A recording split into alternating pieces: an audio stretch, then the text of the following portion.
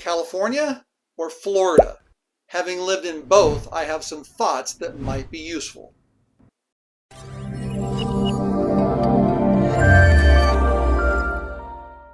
It's J-Dub, Mr. Downtown Delray with eXp Realty here in Delray Beach, Florida. If this is your first time to my channel, do me a favor, hit that subscribe button, hit that like button so you're notified every time a new video drops. I'm getting calls from folks like you weekly from all around the country wanting to know what's up with Florida and specifically Delray. But if that's you, go ahead, information is below, send me a text, call me, drop me an email, because I'm getting a lot of calls from people in California. And actually, I'm a Californian. I was raised there. I'll talk to you about that in a minute. But people from California, whether it's Northern Cal, Central Cal, Southern Cal, are calling me saying, you know what, is it the right time to be moving to Florida? I want to get more information. So with that data, today I sat down and I'm going to talk about the differences of California and Florida from someone who's lived in both for many years. We're getting after it right now. To start, why don't we just talk about some basic facts about both California and Florida. So first of all, California has a population of about 40 million people. That's a lot of people, man. Florida, on the other hand, is just about 20 million, so half the size. And you think about some of the cities, most people will think that what, Miami, Orlando are the biggest cities in Florida? Nope. Jacksonville is the #1 largest city in Florida, coming in right at about 950,000 people. Miami is just about 500,000 for the city itself. Then you have Orlando at around 380. Compare that to places like Los Angeles with what, almost 4 million. San Diego about 1.5 million. San Jose, Northern California with 1.5 million people. So there's a huge difference in our large cities versus California cities. And we'll talk about retirement things. Articles came out from U.S. News and Report talking about the best place to retire in the United States, and Florida just overwhelmingly beats all other states. 8 of the top 10 cities in the United States are dominated by Florida. And if you dig deeper in that, I'll give you some essays down below, some links to look at, but TheStreet.com ranked the top 10 cities in Florida to retire in. And guess what? Our beloved little Delray Beach came in at #9 out of all the cities in Florida. So I love my little Delray Beach. It's a cool little spot. You know what? I refer to Delray Beach like when I lived near Laguna Beach in Southern California. Very similar cities. Artsy, beach-oriented, foodie, lots of great culture. But I think I'm leaning more toward Delray Beach. And here's the thing, over the last 10 years, the last decade, both states have grown by about 2 million people net. So that's a lot of growth for both these states.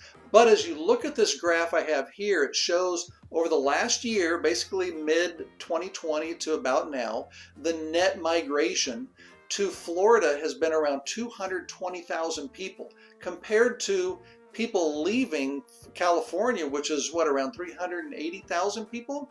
So people are leaving states like California, New York, as you can see, and they're moving to states like Texas, Florida. So people are moving here for some reason. It might be taxes, it might be retirement, it might be weather. Yeah, a lot of people complain about the humidity. We'll talk about that in a second, but obviously there's a clear transition from those states to a place like Florida. And here's the thing, when I lived in California, I was there for a total of 27 years in 2 different parts of my life. And when I finally made the decision to leave, it was due to traffic and fog and just the amount of people. I remember my commute, which was a 5-mile commute, used to take anywhere between 30 minutes and an hour, 5 miles. I finally was on the I-5 one day, making the merge down in Southern California where the I-5 and the 405 merge is called the Y. It's 14 lanes going south, 14 lanes going north, 28 total lanes, and it was gridlock. I was like, oh my God, I got to get out of this place. That's when I left, and that was 2003. So you can see people are moving to California, but net migration, they're moving out, and where are they going? They're coming to places like Florida, and we're going to talk about why. So let's talk about the climate and the geography. Of course, California is one of the most gorgeous states in all the country. Between California coastline, the snow-capped mountains up in Mammoth and Lake Tahoe, you can In Southern California, you can surf and go out and have fun on the beach in the morning, and if you can get through the traffic, you can get to snow skiing in the afternoon. I used to do that when I lived there back in the 90s. It was unbelievable. But some of the things, about California, whether it's Northern California where the water is always cold, whether from San Diego all the way up to Northern California, the ocean is a cold ocean. So you've got cold ocean, you have desert on the inside, which is, Bakersfield in the Central Valley, and then in the southern area, you've got the Mojave Desert and all the desert going out to Las Vegas and Phoenix. That creates an inversion. So on spring and summer days, you'll get this inversion near the coast. It gives this fog, and it can go on for not days or weeks. It can go on June, July, all the way into August, where there's going to be lots of fog on the coast. So it's going to keep the coast cold. Whereas you compare, Florida, we have no fog whatsoever. We have a climate that is very temperate. I think our average temperature in the winter time is 75 degrees, and at nighttime it's 70. So we have very temperate weather where our climate is stable throughout the year. Also, when it comes to things like smog, I lived in California when smog was a big issue in Southern California. Not so much in like San Francisco and Northern California, but there is smog. Even today, it's a lot better than it used to be decades ago. But in Florida, we have no mountains. We have nothing that stops us. We have a breeze that blows west to east, east to west. It's always constantly blowing over our flat terrain. So in Florida, our air quality is always very, very strong. And I get this question all the time from people who have never been to Florida and Floridians who've never been to California is, what's worse, John, a hurricane or an earthquake? I have my strong thoughts on that. I think I would rather go through an earthquake any day because there's no preparation for it. It hits, boom, your life has changed. Now you just have to deal with the aftermath. A hurricane, on the other hand, we see it coming 3, 4, 5 days, a week and ahead of time. We have to plan for it. We get stressed out. We've got to go to Home Depot and get all the batteries and light bulbs and food and water, and that goes on for a week, and then it might hit, and if it hits, then we still have to deal with the aftermath. So I would prefer an earthquake over a hurricane, although I don't think those are good options. But nonetheless, that's kind of the difference with the two. Now, the other thing that people don't know is that California has a large coastline. As a matter of fact, 840 miles of coastline. It's gorgeous. But Florida, ready, has over 1,350 miles of coastline. And our coastline is all white sand. Whether you're on the East Coast, Jacksonville, all the way down to Miami, to the west side and the Gulf side, up to Naples and up to Tampa, and then over into Destin, Florida, it's white powder sand. And there's nothing wrong with that. Next is the culture between the two. I'm not going to talk too much about California because I'm really focusing on Florida here, but we know California's culture. We know all about Hollywood. We know about its deep, rich history and culture. That's great. But let me educate you about Florida because it's a lot richer than you may think. As a matter of fact, places like Miami and Wynwood Walls, it's one of the highest ranked new art gallery, residential, commercial districts in all the United States. It's winning awards everywhere. If you've never been to Wynwood Walls in Miami, you've got to get down there and take a look at what's going on there. Then Miami has the Art Basel. It happens late in the year. People from all around the world come to Art Basel. Take a look at it. Art, B-A-S-E-L. You got to get there. Right next to Miami is Coral Gables, where you have architecture, gorgeous historic architecture. You can take tours. Lots of big movie folks from back in the 30s and 40s. Coral Gables is full of architecture. Then you got things like the Flagler Museum in Palm Beach. If you don't know who Flagler is, he's some dude that used to pal around with the Rockefellers back 100 years ago. He's a big oil guy. And as a matter of fact, he was responsible for the Flagler University, which is up in St. Augustine. Are you aware that St. Augustine is the oldest city in all of the United States? If you've never been there to take a look at some of the history for your family, get to St. Augustine. It's narrow cobblestone streets, reminds me just like Europe.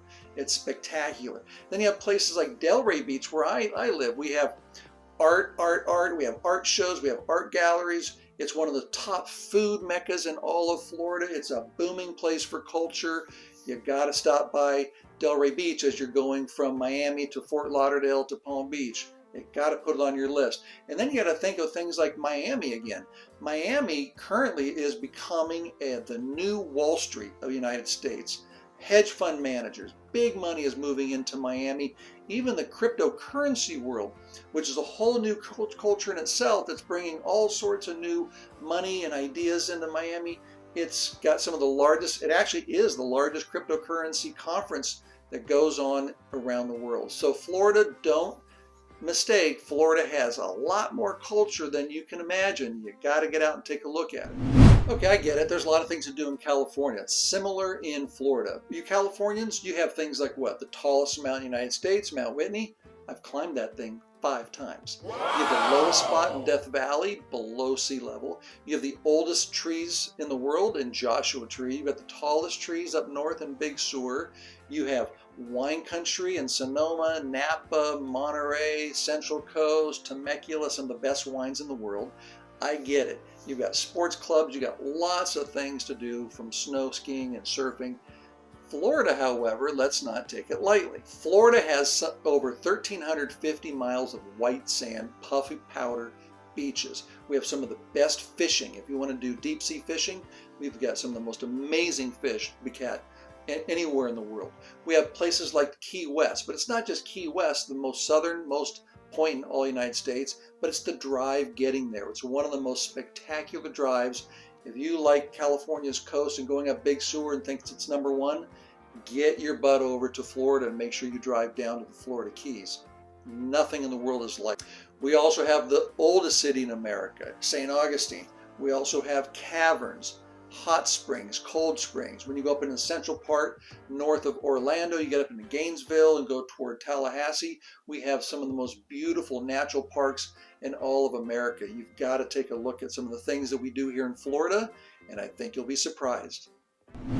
Now here's the biggie. Let's talk about cost of living. First, California. California is one of the most expensive places to live in the United States. As a matter of fact, overall, the cost of living is about 50% higher in California than it is in other states. Right behind Hawaii, which ranks number 1, you've got number 2 is California.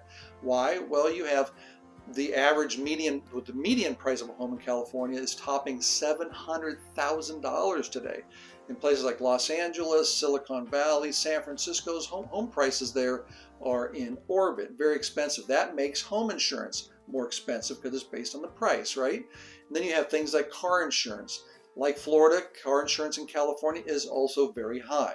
But California, you have state tax, which runs the sales tax in California is around 7.25%, but in some counties it hovers higher than 9% for state tax. Then you have state income tax, which the range is somewhere between 1 and 12%, but as a rule of thumb, based on most counties and income for most folks, the rate ranges around 6 to 8%. So if you think about it, there's taxes, home prices are high, and it's just a very expensive place to live. Then in Florida, the cost of living is a little bit less. It's not cheap, but we are ranked 2% lower than the national average versus California at 50% above. Why? Well, our median home price is hovering right around $330,000. So 50% less than California. Also, our car insurance is still high because we have things like hurricanes and natural disasters. So car insurance is high in Florida. But our state tax is 6%, which is about 1.25% lower than California. And we have no state income tax. We are one of 8 states in the union that does not have state income tax. So if you take the 6 to 8% in California and move to Florida, you're going to get about a 6 to 8% raise on your income. Not too shabby. I could go on and on and on, and I will in a following video because I think this topic is important, and I think for 2022 and beyond we're going to see more people doing comparisons of states. So from someone who lived in California for 27 years, now 7 years in Florida, I can speak from experience from both sides of the country. Ultimately, it's your choice. Both states are fabulous states to live in. One is a lot more expensive than the other, California versus Florida. But ultimately, we're seeing a trend, which I like to quote, move east, young man. And when I say move east, more people from all over the country are moving to Florida. And there's reasons why. There's data behind it to share with you. I've given you lots of data and charts. I'm going to put a lot more links down below so you can do more and more research. But if you are thinking about moving or relocating to Florida so you can live here, Once again, down below is my information. Call me, text me, send me an email. I'm here to help with all of your relocation needs. And I put together a special relocation guide for you specifically for Delray Beach. I'll have one for some other cities here very soon. Click the link below, sign up, get my free relocation guide so you can start doing research and I can help you in the process. And I will see you next week with another video from here in Delray Beach, Florida.